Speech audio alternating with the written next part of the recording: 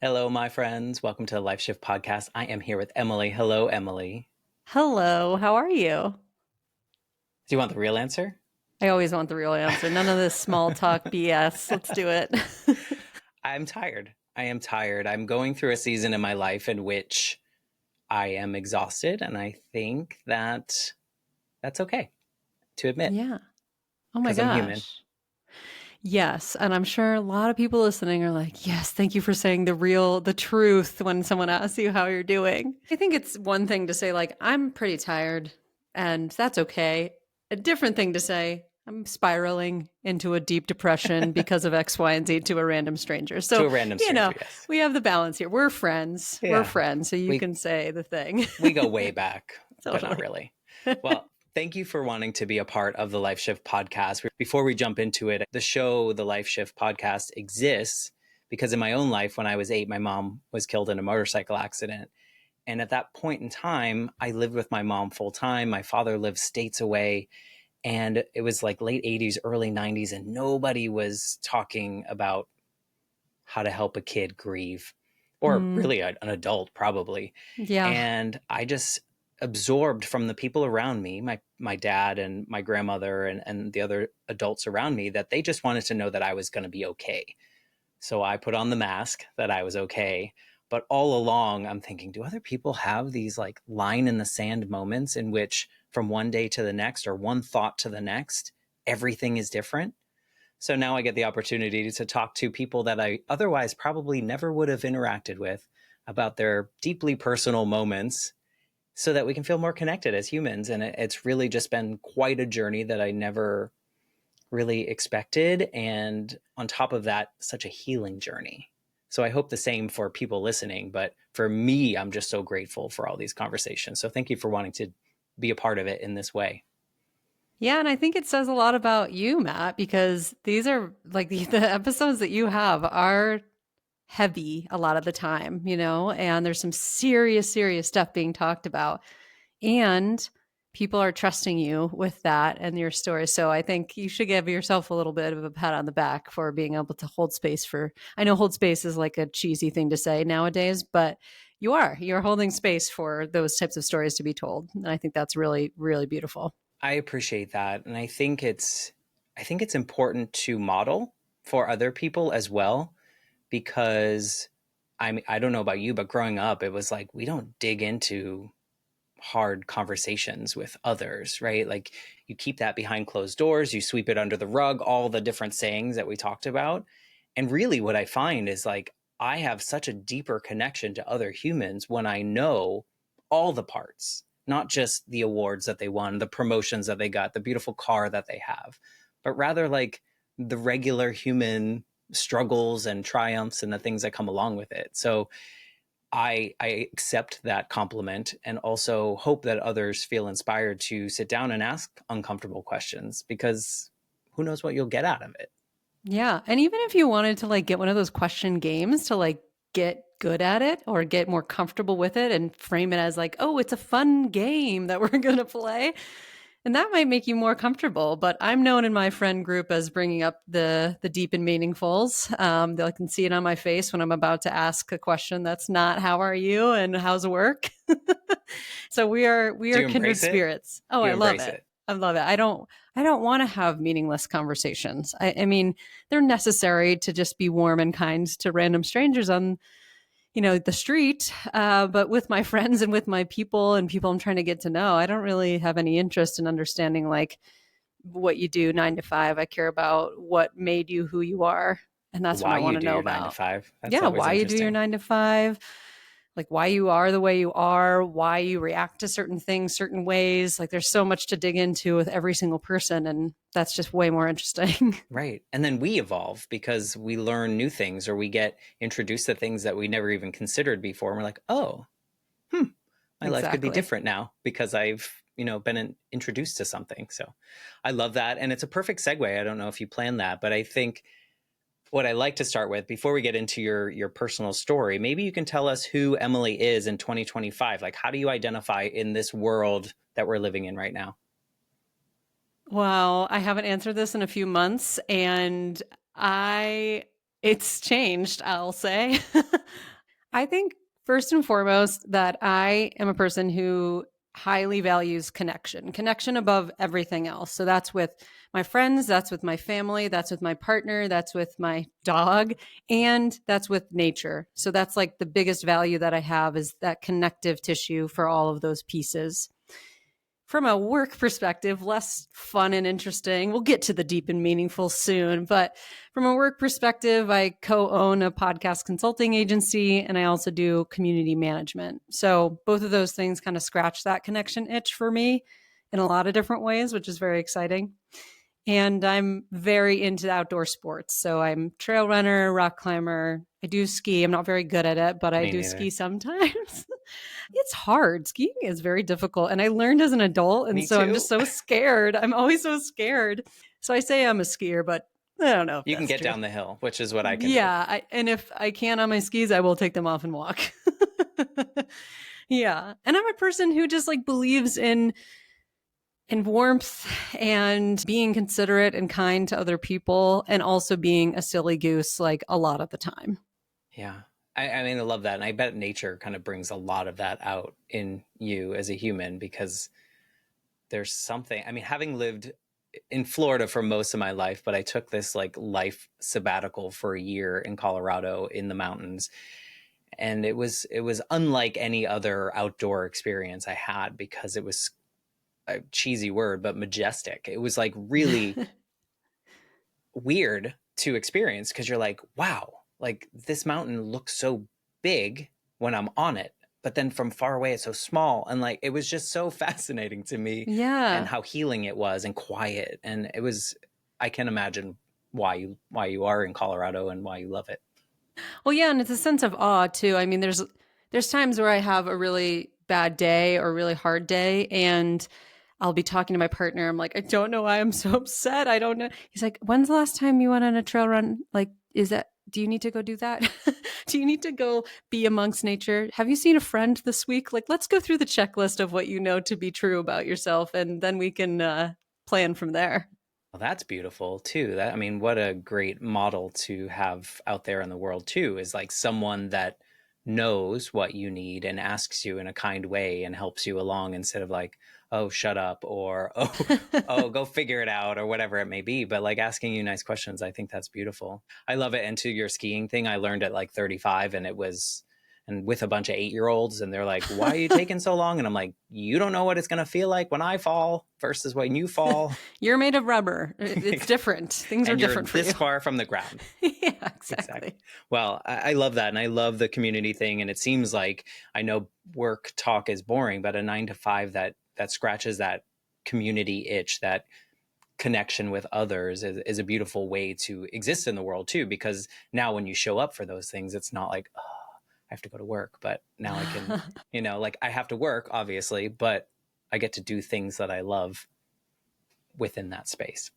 Yeah, and not every day. Like obviously, there's with being self-employed as well as being a podcaster. There's tons of things that are like, oh my god, I can't believe I have to do that. Taxes, for example. What? I hate taxes now.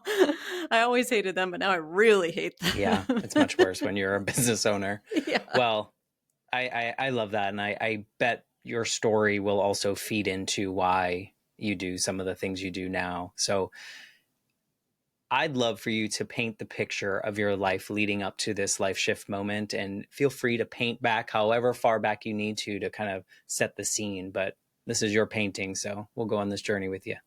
Okay, great. I'm not a very good artist, so we'll see how this goes. Okay. Subjective. When I it's so true. I stopped drinking in 2020, February of 2020. Weird timing for that. But I had been drinking alcohol since I was 13 or 14 years old. So I had a long relationship with alcohol. And I really see it as that, a relationship, because while there were some really fun times and, fun nights, fun moments with alcohol, I primarily used it to like numb out and hide feelings that I had. So going into high school, I was like partying every weekend. I was driving drunk a lot once I got my license and just putting myself in also like pretty dangerous situations, I would say. And that continued through college, but was like, I would say a little bit safer, if that makes sense. Like I had a better group around me, and, it's all contained to like a campus. So that's helpful. But when I got out of college, it just kind of continued. I worked at a startup too, and there was this culture. It was basically like an extension of a frat house where I worked. And my relationship with alcohol just kept continuing. And I have family members who are, alcoholics or had struggles with alcohol. So I wasn't unaware of that as an issue, but I was using it very much to like numb out from a lot of other things in my life. And a lot of those things being self hatred. I mean, it was a lot of things around self hatred. I developed bulimia when I was 18 or 19. And when I went to college, I was incredibly depressed and down on my life and didn't really think there was any meaning in continuing on. I say sometimes that there was nothing after 24. Like I had no view of my life at all. I was just kind of like, all right, this is it. I'm just going to drink and party all the time, and that's going to be it. But when I met my partner, I think I was 24. Seems like we were babies when we met now that I'm in my 30s. But when I met my partner, I was still drinking, but I was kind of starting to slow down a little bit and really start to do some internal reflection and starting to go to therapy. I had a terrible therapist. That's another conversation. But I was starting to work on myself and trying to understand why I'm doing what I'm doing, why I'm feeling the way I'm feeling. And that helped me in the beginning of that relationship not completely numb out from him as well. And a lot of people say that, oh, you can't love yourself or you can't love another person until you love yourself. For me, that wasn't really how it worked. That what I found was that I saw that I was worthy of love from him loving me. And then I was able to, I don't know if we'll use the word full love at that point yet, but I was able to see that I was worthy of That was love from possible. that. Exactly. Yeah. Yeah. Which is really interesting. An episode that just came out on this week that we're recording is I had a guest who quoted RuPaul saying what he says at the end of the show: if you can't love yourself, how the hell are you going to love somebody else? And he's like, I disagree, because Tristan went through this period in which he thought he was unlovable. And when he started to see someone falling in love with him, he realized it was possible. And that's when he started, to your point. So it's like not weird at all. You're the second person in a short amount of time that I've talked to who said, seeing someone else see the possibility in me created a space for me to say, oh, well, maybe I can also care about myself more, maybe not fully love, but see that I'm worthy of something more than maybe what you were giving yourself. Yeah, because I was not treating myself with any sort of love or compassion. And that's still a continuous journey. Like every therapist I have, works with me on that. So it keeps going. But, we were in a relationship for 3 or 4 years, and I learned a lot during that about like, yeah, showing up for someone, like compromising, feeling out how to have difficult conversations, not repeating patterns from our parents, things like that. Did you recognize yourself as an alcoholic, or was this something like, I have it under control, I'm not really having Yeah, issues? that's a good question. I think when I was in college in like early 20s, I would probably consider myself that way. But between like 25 to 28, no. I was like drinking maybe once a week at that point. Or it was like, depending on the season, summer is a little crazier, whatever. But I never felt, that's another thing too, is I never really felt like I belonged in the spaces that, alcoholics go to. So like AA, to me, in my mind, it's like old men talking about horrific stories while like chain smoking cigarettes. And I was like, I don't really feel like that's my vibe. It's helped so many people. I'm not saying it's not helpful, but it just like wasn't for me. And so it was also like who do I talk to about this stuff? Like, who's going to say the thing, that maybe drinking is not Did for you everyone? recognize it as a problem though? Or did you think, I got it, this is fine? Because looking back, Yeah. you could recognize it as a problem, right? Yeah. By telling your story, but at the time, it's hard sometimes to admit it to ourselves. There were a few times where I would notice, and this was like the last 2 years or so, where we'd go out to dinner, me and my partner, or I'd be with friends, and I would have like one or two drinks, and I would be like way more emotionally reactive than I would be if I hadn't drank. And so I'd get like really in my head about a weird friend interaction that happened, or I would get mad at my partner for seemingly no reason and or like no logical reason. There was probably a reason within me. And so there was these moments of like, okay, I quote unquote have it under control. Like I'm not losing my job. I'm not going to jail. I'm not crashing my car. All these like big markers that people think of. But I am not feeling like I'm living the life I really want to live. Yeah, that's a challenge. I think that's because they always say like admitting you have a problem. I mean, this is probably so cliche, but admitting that you have a problem is the first step. But sometimes it's hard to determine whether or not,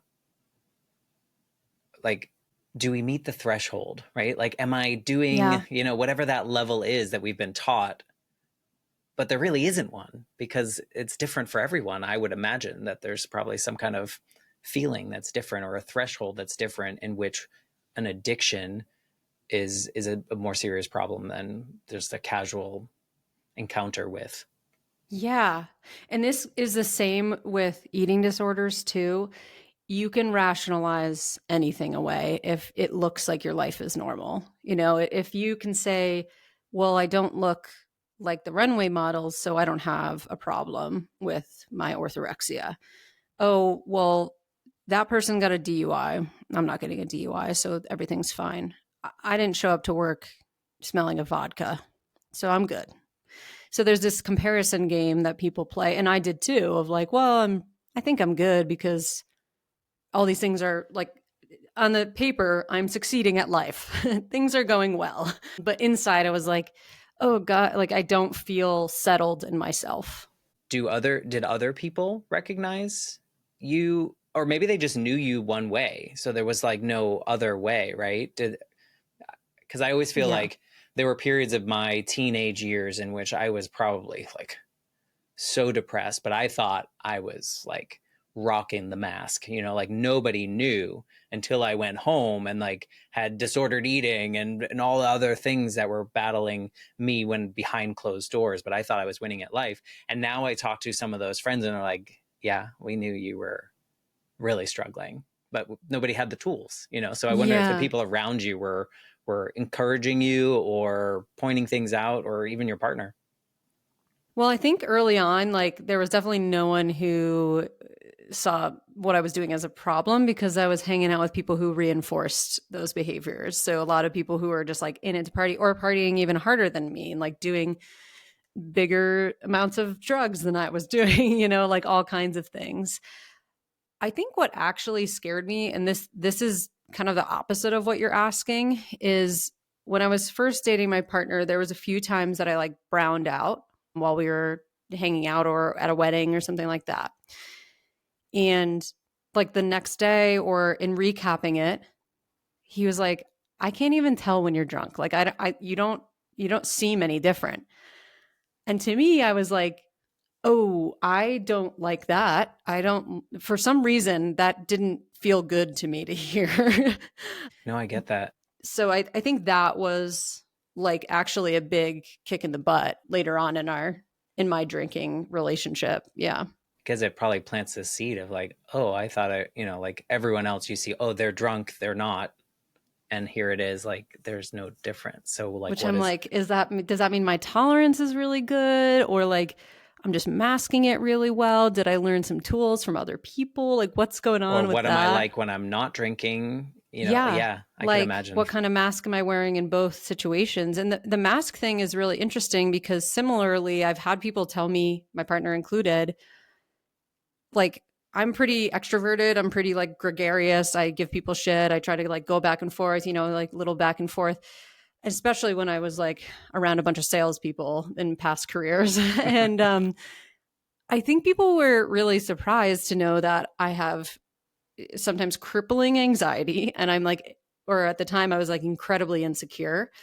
And they see this like fun, bubbly girl and they think, oh, look at her. I mean, she's doing great. And so I think that like contributed to my isolation feeling of like, okay, no one's really seeing me because I'm like putting on this mask, but I don't want to take the mask off because I don't want them to actually see me. It's such a human story, whether it's like you have this addiction to whatever, or you have this relationship with alcohol. It's like so many of us can relate to this idea of what we're putting out on the outside is not necessarily what we would like to, but at the same time, if we put out what we would like to, we'd be in a ball on the floor, curled up, scared because like, are people gonna accept that, like me, love me, whatever Yep. it may be?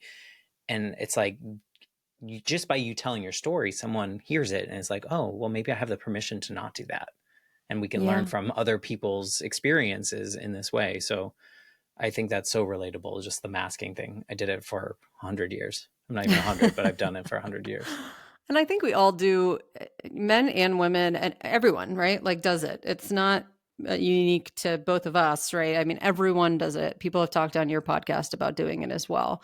And it's sad and pervasive for, if we're just talking the binary genders, like it's pervasive for men too, because I don't know if you watched the documentary, the mask you live in or something like that. It's very good. It's basically about toxic masculinity and how men like are taught to push things down and all of that stuff. And then on the other side, it's like if you're not grateful, if you're a woman, if you're not grateful and kind and gracious and all these things, then you're a huge bitch and and you're not going to get where you want to go. So it's like no one's winning. No one's winning in the mask life. And why are we doing it? I think it's like for so long, I think we just absorb what we think the world needs of us. Once I was able to approach the world in which I could be like a full human, and I know I say that a lot, but like I really felt when I could tell people that I was not good was like the first time where I felt like, and that's okay. Like that's like you're just being a human. Like you're gonna have good days, bad days, sad days. You're gonna be mad. You're gonna, all the things are okay. But growing up, it was like you're a boy, no crying. You can be mad or you can be happy. Yep. And then I guess if you're a girl, you can be emotional and you can be like, what do you get to be? Like what are Yeah. your rules when you're growing up?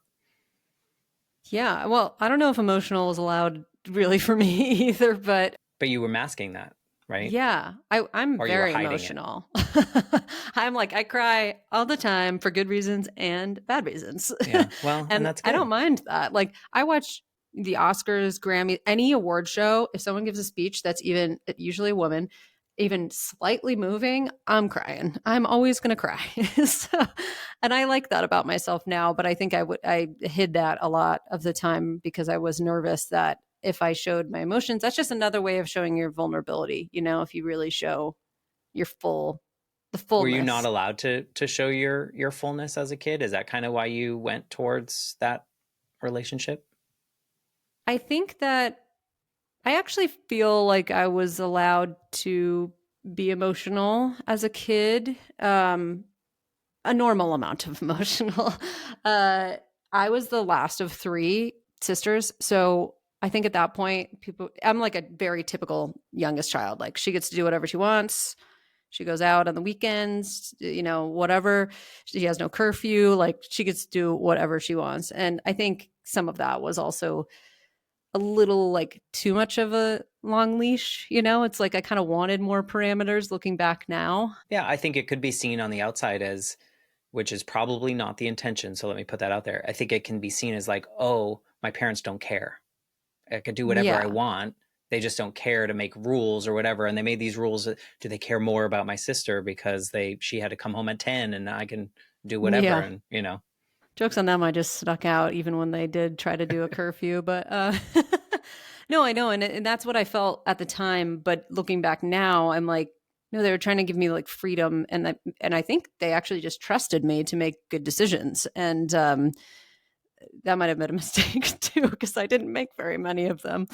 The other thing too is, and this is work that I'm continuously doing, is just like trying to give younger Emily a lot more of what I wish I had, whether it's from my family or from society or whatever. Or And one of yourself? the, yeah, or myself, exactly. One of the questions that one of my many therapists over the years has told me is to just ask yourself, what is the most loving thing that I can do for myself in this moment? And that has helped a lot when I have moments of like, I'm going to break down, or I'm exhausted, or I'm grieving, or whatever the thing is. So that's helped a lot. And just implementing that question is, yeah, changed a lot. I think it's a beautiful practice to look back on that version of us and with grace, because we probably, you included, were doing the best you knew how to do with the tools that you had. And the tools that you had were something that would numb you so that you didn't feel the crappy things that you felt. So I mean, it's like we look back and we're like, yeah, was that a mistake? Maybe. Would I do it again? No, but those younger versions of ourselves, we were just trying to survive. Yeah, and they're also their brains were just not developed. So it's just like, and just thinking about that too, I know that's more of a like logistic, pragmatic way of looking at it, but it's like, girl, your brain wasn't even developed until you met your partner. Like, of course you were going through it. Yeah, everyone does. I love the seed that your partner planted. I don't love that it happened because I'm sure it was a shitty feeling, but the fact that he like kind of made you awaken to that idea, would you look at that as kind of like another step towards kind of finding this sobriety? How much Yeah. before was that conversation, do you think? Um, hmm. I think that was like 2 or 3 years before I stopped. But I think that was one of the seeds. That was like a mini life shift Mm-hmm. Yeah. of like, yeah, just planting the seed of like, oh, maybe I don't need this eventually. And so I kept saying that too. I was like, I think eventually maybe I won't drink between like 3 years to 2020. And there was like, I did dry August sometimes. I did, I just like took time off from it here and there just to be like, You okay, didn't I'm going need to it to like, get through your days, it sounds like. no, which I'm very thankful for. I know a lot of people, through conversations that I've had that are physically dependent on it. And I have like the utmost respect, especially when those folks are like, I got to stop this because it just has such a stronger hold. But no, I didn't need it to get through my day. Did I need it to like deal with hard moments? Yeah. Like my aunt died very unexpectedly in 2018, I believe. And I just left work and like drank a whole bottle of wine, like I was like, I can't even process this right now. And I also say now, I never say I'm not going to drink forever. Like I never put that on myself because I don't know what my life has in store for me. Like maybe I'll lose someone very, very close to me, before it's their time. And I don't want to like put this rule on myself that if I feel like I need that in the moment to help me through a process to like numb, I'm not going to like keep myself from it in that time, I think that's healthy. I think that's healthy. And I kind of think of the way you discuss the way that you looked at alcohol as like kind of this numbing agent. It's kind of like I have a headache. I need to take an ibuprofen in a way. Like, I mean, I'm simplifying it a lot, obviously, Yeah. but in a way, like I'm not gonna not take that because it's helping me. It's numbing that pain in a physical way, so I can kind of see why how you looked at the alcohol in a way. It feels very Yeah. similar to that. I was like, I have a headache. I'm going to solve this. I want to avoid having this. Okay. I have a heartache. I want to avoid having this. So I'm going to numb it with alcohol. Yeah, so I mean, who knows if that would happen, but I know that a lot of people also in AA or other 12-step programs are like one day at a time, which I think that's really smart. I mean, that to not lay out your entire life of like, I can never do this again. What am I going to do at my wedding? I'm not going to have a champagne toast. I'm not going Right. to, I think it also it's introduces shame. I don't know about you if you totally. feel that, because it's like, well, if I don't succeed, then I'm a failure. Hmm. If you're setting that up when And maybe some people have to quit forever because of a Yeah. medical condition or something. They've gone too far and then a medical condition, and that's a different story. But in your case, you take one day at a time. You can't predict what's going to happen tomorrow. Yeah, totally. Like I feel great about my life right now, but who knows? Yeah. I don't know. So you just celebrated that. So how did you get to kind of making this not final decision, but this big decision in which it's kind of shifted you? Yeah. So I did a final dry January, my last one, and now every January is dry. And I love doing dry January. And for anyone who's like curious about their relationship with alcohol, it doesn't need to be dry January, although I find that that's really helpful because a lot of people are doing it, so it's like an excuse, you know. But I just think it's a really good thing because one, you'll get basically data, right? Like if it's very difficult for you to not drink for a full month, that's information. That's helpful to know. If it's very easy for you, that's also good information to know. Like maybe what is it bringing you? I'm not on a rampage to get everyone to stop drinking, but just if anyone listening is like curious about their relationship, that's what I would recommend is trying to take some time off and see what happens. Yeah, see how you If change. yeah, and also if you're physically dependent on alcohol, I'm not a doctor, so talk Right. to your medical Yes. provider for that. Which These are is just totally, recommendations yeah, from just to be your clear. experience. Yes. Just want to have a disclaimer there. I did that dry January and I felt awesome afterwards. You always feel so accomplished. You're like, wow, I just did a very hard thing. It's great. Like you build that confidence up. And then, as I said, we ski and it was ski season. And so I had, a couple beers here and there. And I was kind of like, what? I don't really like this. Like, why am I doing this? And we got to a point where I like have the very specific memory of this because it was so important to me, obviously. But I was skiing at Winter Park, which is a great resort here in Colorado, with some friends. We tailgated a bit. It was just like such a good day, beautiful out, great. And I cracked a hard seltzer, which was some of my favorite things to drink because I love regular seltzer. So it was like an easy, this is great. I cracked a seltzer and I literally drank like half of it.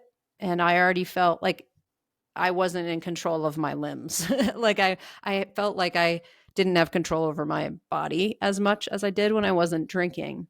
And I don't know why it was like this drink that happened because I had like a few before that in February, but it did. And I was like, oh my God, in my mind is like, I fucking hate this. Like, I don't like this feeling of being out of control. And like I said, no one in my past in the last 5 years would have said like, oh, you're always drunk or like no one was like saying that stuff to me, but I didn't feel good when I was drinking. So then I like looked at myself in the drop down mirror of my car and I just like kind of notated to myself like this is the last drink that I want to have right now. And I don't even think I finished it. I think I might have thrown it out cuz I was just so like my mind was blown. I was like, I can't believe this tiny moment was Right. like I did Yeah. so many bad things while I was drinking earlier and I just like it just Takes a happened second. to be this little the life shift was a tiny second and I was like, cool, I'm just not going to do this for a while. And at first I said, okay, I'm going to do 6 months, see how that goes. And then I was like, why not make it a year? Let's just make it a year. And then yes, I've just celebrated 5 years recently. And it was a weird time because it was like a month before COVID lockdown. So in some ways that was really good because I couldn't go out. I couldn't like go to bars or go to breweries as we often do here in Colorado. So that was a blessing, but I also was like, "Oh my god, I am trapped in my house Yes. and there's no alcohol." And I felt like an exposed nerve basically for that first year. I was just like relearning how to experience life. Yeah. Did you approach healing in other ways during that, or were you go like one thing at a time, Emily, one thing at a time? Yeah. Well, when I got to Colorado in 2019, like mid 2019, I restarted therapy pretty quickly because I was like, I know that I need this and I need a better therapist than what I had in Massachusetts. So, Where in um, Massachusetts? Where were you? Did I know I lived this? in Boston Okay. for a I while. was born in Lawrence, so we'll just Oh yeah, okay, yeah. I don't tell many people that because that's something else. Yeah. Well, I lived in Somerville and in I did Medford. too. Okay. Well, we have a lot of crossover with Colorado, and then I'm going to Orlando next week. It's Well, really, it's wild. we're basically the same person. Yeah, exactly. um, yeah. So I found a new therapist, and she was great. She was like a little bit more woo woo than I am, which I actually much appreciated because it kind of like pushed me outside of my comfort zone a lot. And she was the one who said one of the most impactful things like that during that time. She was like, you need to grieve your relationship with alcohol because it was such a big part of your life and it gave you a lot. Like it made you feel safe in some situations, it made you feel funnier, it made you feel more gregarious, it made you connect with people sometimes. And I was like, wow, like I didn't think about it like that, but it was a really long-term relationship that I had. And so she helped me through the process of like grieving that relationship, which took a while, you know. It's grief is a weird thing. And the first, I think, 3 summers, every summer, because one of my favorite things is if people from the Northeast are listening, like Dell's summer shandy from Narragansett. It's like a lemon beer. It's so good. And I wish there was like an equivalent for non-alcoholic, but it's not really Not there yet. yet. Hopefully soon. Athletic Brewing has one, but it's just like it's just not the same. It's not the same. So, anyways, I just had these like moments, as many people do when they're grieving. And I don't want to equate this to like grieving a loved one because obviously it's a different thing, but it was like a moment of, ooh, like, you know, you just get kind of like punched and your shoulders hunch over and you're like, oh God, that hurts to miss it like that. But then, you know, to know that like, okay, you gave me a lot, but at the end of the day, it just wasn't what I was looking for. And so, okay, shoulders back, let's, you know, move through it. So she helped me a lot with that. And then I also started just like reaching out to people and started my own podcast about sobriety. And that was really helpful because I just felt like, oh, I'm not alone. Like there's other people in the outdoor like recreation space that are doing this, which was really uplifting for me.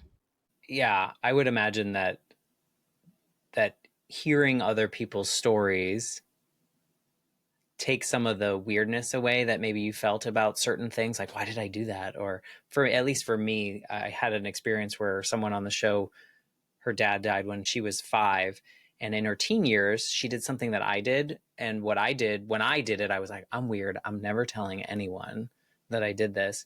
And so on that episode I was like, yeah, and I used to pretend that my mom was in witness protection, or I convinced myself that my mom was in witness protection, and she was coming back someday, and she's like, I did too. And at that moment it was like this validation of like, I'm not weird. Like these are things that people think, and like everything kind of felt like better, less embarrassed. I don't know what the description would be there, but Yeah. I can imagine in the same kind of space talking to others about some of these experiences or the way you approached it or thought about something. You're like, oh, okay, nothing to be ashamed about there because I'm not the only one that felt that way. Totally. And that's what, I mean, that's what also AA is great for too, because people tell stories and you're like, whoa, I did that too. And I thought that was like really bad, but like everyone's sharing vulnerable here. And that's really beautiful. Or, you know, other communities that have similar, or this podcast. Or all the people that you probably work with. I bet there's a lot of instances in which you work a lot with women, right? Yeah. Tried to. Yeah. Yeah. I mean, I think there's probably a lot of podcasts out there where they maybe, like you said, you kind of were conditioned that you had to be a certain way, or things felt like you had to be a certain way. But now you talk to these other women, or these podcasts have these conversations, and you're just like, here we are, all just hiding behind this wall that we didn't need to, but guess what? So I mean, I think that's beautiful. Yeah. Curious if, because you said the therapist kind of had you grieve this relationship that you had with alcohol, did you feel that you had to like rediscover yourself, or did you feel like that part wasn't lost? Because I can see that if someone was like deep in an addiction and like that was something they had to do every day, they would have to find a new version of themselves. But your story seems a little bit different in that way. Yeah. I did have to rediscover myself in a lot of ways. And I mean, because I started drinking when I was 13. And so, like, some of the experiences I would have, like going to weddings, funerals, bachelorettes, all kinds of things. Life, It's like dinner with life, friends. dinner with friends, all these things I kind of had to at least re-navigate how I would handle each of those situations. And then the other piece was like, because even though I wasn't like addicted to alcohol at that point, I was still numbing pretty consistently. And so whether it was one drink or four drinks, I was like, oh, this is what it feels to feel emotions. Like now I'm really getting back to myself. And before that, I talked jokingly about like the award shows and like crying about that. That's the kind of stuff that like I always want to feel that now. Like it's not something that I probably like I don't experience that when I was drinking. And so it's like I can see these like clear, oh, you weren't being yourself when you were drinking. Like you were pushing down not only your emotions but also the fullness of who you are. And that makes me even more gung ho to like keep it going one day at a time because I don't want to lose that. And I wrote a piece like a couple years ago about my first powder day. And for people who don't ski, a powder day is when there's really good snow and it's like really deep and it's really fun to ski through powder. And it was my first powder day and I wasn't drinking anymore. So if anyone has experienced powder skiing, they understand that there's kind of a come down afterwards because it's so freaking fun. Like the hype is really, really high. And this was the first time I had a come down without an actual come down, like a drink or something. And I wrote this piece about how, like, wow, it's hard to not have the thing to like take the edge off. But it also is like, oh, I'm experiencing the fullness of life right now because I don't do that. And for me, that is definitely worth it. And every day. That's a challenge. Do you feel like you need to find a new solve at all? I know, like having that solve for so long, did it like do you find something in your life that is maybe a quote unquote healthier version of that solve, or do you just kind of sit in it? Yeah, I think that it's not a healthier version. And this is something I'm currently working on. So I'll just be like very transparent about that. I mentioned how I've always been an anxious person. Like my relationship with alcohol was 13. Probably 3 was when I started being an anxious person. So similarly, I have this companion with me at all times of being anxiety ridden. And I don't think it was a coincidence that when I stopped drinking, I stopped sleeping very well. I was like a great sleeper before that. Like I literally would be like talking and then like out and done for 9 hours. We're there.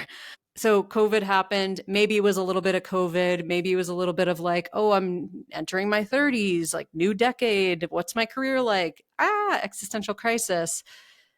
But all to say, I got to a point at the end of 2024, so like almost 5 years into not drinking, and I was like, oh, this is the next cross I have to bear. I have to take care of my anxiety because I was having like a panic attack a week. I was having mental breakdowns and it was like not good for anyone, myself, my partner, my family. Like no one was having a good time with it. And so now I'm sort of on the next iteration, I guess, of like healing and trying to figure out what that biggest potential is for my big life. And so I'm working with therapist again, That's another great. therapist. I was really mostly against medication for anxiety for a long time for myself. And I said, no, I'm not, I'm going to try it. It's time. So I've been on that since middle of January, and it has literally changed my life. And I am such a happier person. I'm such a less anxious person. Yeah. And now I'm building the skills, the coping skills with my therapist to be able to be like, okay, cool. I'm eventually going to go off this. But it just kind of like helped me re regulate for a little while. Well, thank you for sharing the honesty. I think that's there's no shame that we automatically assume sometimes that we're like, oh, I can't tell this because people are going to think X, Y, and Z. But like, that's so real, and so many people are experiencing these things and don't tell anyone, which only makes it worse in my opinion, Yeah. because then you keep it to yourself and you're just like spiraling on your own. But if other people know, it's not that they're going to help you, but it's like one less burden to bear Yeah. that we put on ourselves. And I feel the same. If I'm having a really tough time, I will tell the people around me. I'm not asking for them to help me. I'm not asking for any of those things, but for them to know helps me mask less, right? Like you probably, by letting people know in your life that certain things are affecting you, you don't have to put on a mask. Yeah. And like most of my core friends know that I've started this journey and they're like checking in, like, how are you feeling as you ramp up? Because there's like, there's things that can happen with drugs like this. So that feels like, oh, my community cares about this as well. And that makes me feel really seen. But, I think, of course, in any podcast, I would love to, or anytime I tell this story about not drinking, I would always love to like tie it up with a bow at the end and be like, and now my life is so good and I'm never It's going the to work on best. anything else. But that's just not it. And it's like similar to me as when you move somewhere and you expect your entire life to be different. It's like wherever you go, there you are. So you're going to have to deal with yourself in some capacity. And it took me almost 5 years to come out of drinking and to really like reacclimate myself to be like, okay, and now we're on to the next thing. And, this is my next life shift. So TBD, what happens next? Exactly. And you have the nature piece, which I'm sure is super healing in a lot of ways. I'm sure that Yeah. there are moments in which you step outside in nature or you go running. I don't understand trail running, but good on you. I love that you said that. It's like there is no beautiful bow. I don't think anyone has a beautiful bow, right? Like from their big Yeah. old story. I was saying it earlier, like this journey of this podcast has been so healing in an unexpected way. Like I thought I had closed the door on grief of losing my mom because I was 8 and now I'm in my 40s. So it's like it was so long ago. But then having these conversations reminds me of humanity, like you said, of like this is like your full self. Like, so I hear these stories and I'm like, oh, you're right. There's that to Yeah. work with. And Yeah, so it just opens up the aperture a little bit more, right. And so important. And I had a woo-woo therapist that helped me crack open that thought of a little different story, but and she was like, you realize that everything you've done since you were 8 years old was with that scared 8 year old brain, that Oh my someone else was gosh. going to leave you. And it was in similar to you, like the clouds parted and I'm like, oh, Yeah. now I can move forward. Right. And so find the right therapist, Shout out to woo therapists because even especially if for you're people not that woo are not woo, right. Exactly. you could benefit a lot from them. They really get you out of your comfort zone and say some fire one-liners. Well, and I love that you kept going too, because it's so easy to say, okay, I'll try therapy. And you find the first one that you pick from a random list and doesn't work. And then it's so easy to give up. But instead, you got to try again and you got to start over and you got to start over. It's like So dating. mine was the fifth therapist Yeah. that hit. All the other ones sucked. So Yeah. Or they like sucked for you, like maybe they're good in other ways, but like, yeah, and it's really hard now with like telehealth too, that it's hard to get a vibe check in that initial conversation. So, but keep going, y'all. keep going. Keep Yeah. finding a therapist. What is the biggest, like, Emily 2015 to Emily 2025? Like, what's the biggest difference between you now and then, like, in your opinion? I think self belief. I think when I was younger, I had no confidence in myself to do anything, figure anything out.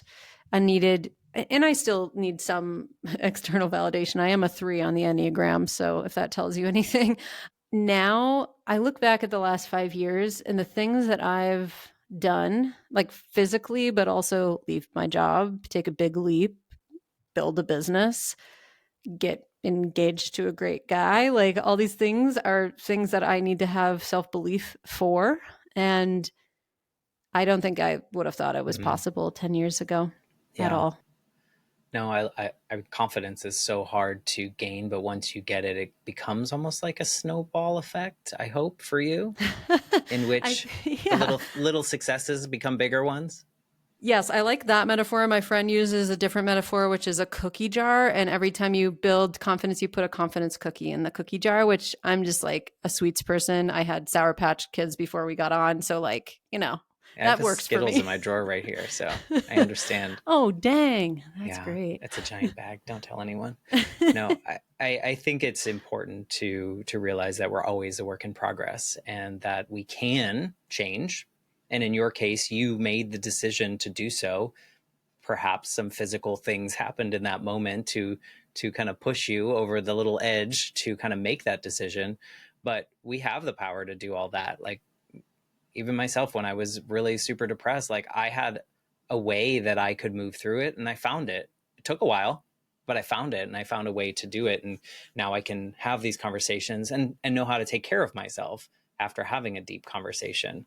So I love that for you. And I'm excited to see what you conquer next. Cause I mean, Emily 3.0 is coming soon. and then four and then five and then six. I mean, you got Yeah. however many you want to have. I think you're Yeah. Every welcome to have that. decade, I'll probably do another one at You could least. you could do a couple a decade, whatever Why you feel like not? doing. I support it. I love it. I hope you continue being honest about it because I think it's going to help so many other people, whether it's directly or someone that you talk to, something you said trickled to someone else, and that whole butterfly effect. Yeah. I'm wondering if you could, this version of you that's kind of living in this new version, this new space, this confidence, this loving yourself a little bit more, maybe not fully, but a little bit more than you did when you were younger. If you could go back to like 13, 14-year-old Emily, is there anything you'd want to say to her? This is so cliche what I'm about to say. Do it. But I think that it gets better. Like it's not this everything feels so important when you're that age and none of it matters. I mean, it matters to you in the moment, but I promise things are going to get better.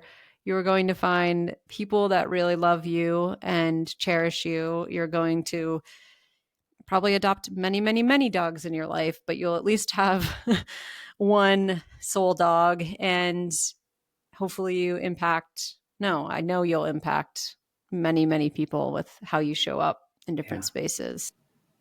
Earlier in the story, you said like when you were like 18, 19, you were like didn't have plans after 24. Like, and some moments were really dark and maybe you didn't want to have plans. Maybe I'm putting words in your mouth, but No, that's correct. Yeah. and in those moments, I think it's so real to us that nothing could possibly get better.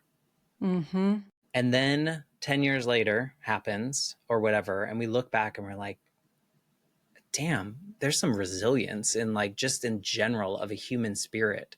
Like one day, next day, next day, next day. And eventually you move through and it does get better. So, Yeah.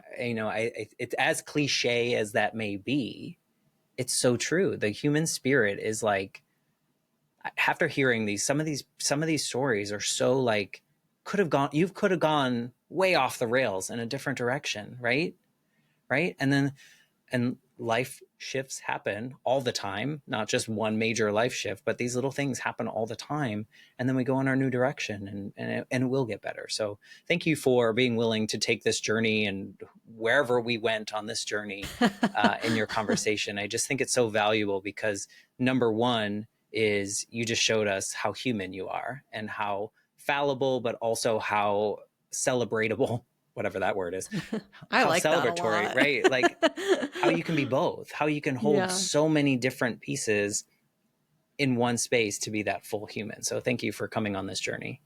Yeah, I really appreciate what you're doing. And I just want to say for people, like, keep speaking your truth because so many people, I'll make one mention on a social platform about not drinking or something that I'm struggling with. And like 4 years later, someone will reach out to me and say, I know you were doing that thing. Like, can you have any advice for me? And that is like, I mean, if that happens once over a lifetime, incredible. So you just don't know who you're impacting wherever you're, speaking up and speaking your truth. So I just want to end with that as well. I didn't realize it. I don't think I realized it until this podcast, how important stories are, not only for the person listening, but also the person telling it. Because I think by Yeah. telling our stories, we're kind of healing ourselves or maybe sorting things out in a different way. It's a lot scarier. I think maybe you can relate that things are a lot scarier in your head than maybe when you say them out loud or when you put them to paper. So Yes. I agree. Keep sharing your story. Keep telling your truth. It's so important. If people want to connect with you, want to tell you their story, or maybe find out your services or the other things in your life, is there a good way to kind of get in touch with Emily? Yeah, my primary platform is LinkedIn because I got sick of Instagram and left. So yeah, Emily Self Holland care. on there. Yeah, self care. I go on every now and then just to like see what the funny reels are, but that's about it. But yeah, LinkedIn is my best place. But if you want to email me directly, I'm happy to hear from you. It's emily@emilyholland.co. Awesome. We will put that information there. We'll put your podcast company information there too. Who knows? There might be Yeah. people that need your services. You have a new service coming out that I might take advantage of because it might be some fun for me going into year 4. So thank you for being a part of year Yes. 4 and just coming on this journey with me. Yeah. Thanks, Matt. And if you're listening, thank you for listening. I don't know how to wrap these things up. You think after 4 years I would know how to end a podcast, but if someone out there in your life needs to hear Emily's story, we would love it if you share this episode with them, because again, the ripple effect is so strong. And maybe it's not even the main part of Emily's story, but it's some sentence that she said randomly in our conversation that's going to strike at the right time, just like that drink that you took, Emily, right on that particular day struck in that way. We never know how we're going to affect other people's lives. So we would love it if you share this with other people. And for that, I'm going to stop talking now and I'm going to hang up, and I'm going to say I'll be back next week with a brand new episode of the Life Shift podcast. Thanks again, Emily.